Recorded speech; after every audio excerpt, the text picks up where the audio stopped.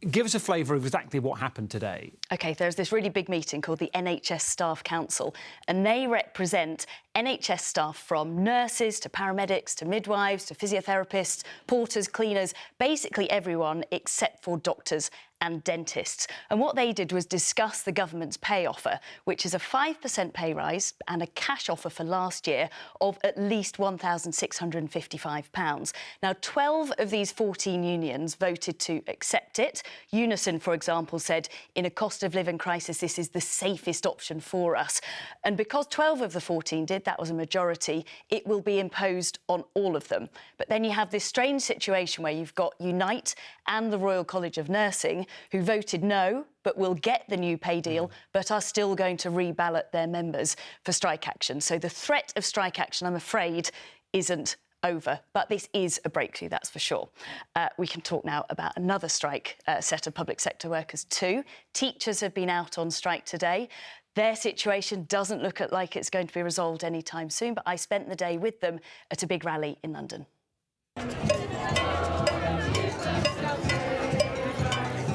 For many of these teachers, this is the 6th time they have walked out on strike. The 6th time they have lost a day's pay. What do we want? Hey! What do we want it? The umpteenth time they have made their case. You have the passion for it, but then you realise that you're not getting enough for what you're doing, so it does tend to push teachers away. Go to a school for a day and see what's happening. Class sizes have ballooned to over 40, we've got no subject specialists.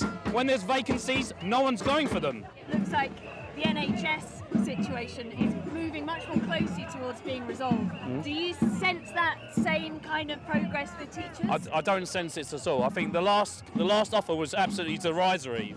The offer was a £1,000 one-off payment and an average 4.5% pay rise for staff next year, which the government says is fair and reasonable. Unions say despite extra cash, it's not fully funded, so they'd have to raid school budgets to pay for it. The Department for Education describes the strikes as disproportionate, impacting the thousands of children forced to stay home, like the Sainer family in Hertfordshire. 2 of their 4 children are studying for exams.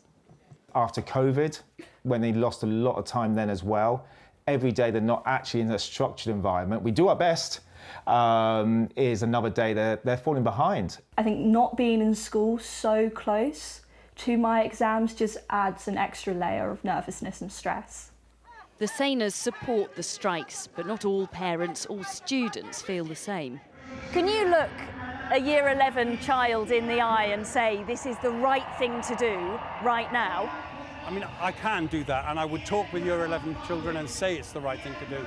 We have put dispensations in place for this strike so that most Year 11 and Year 13 children are having an education today. But our point is there's disruption in education every week in most of the schools around this country because of the lack of teachers, the lack of ability to recruit and retain teachers, and the lack of funding in our schools.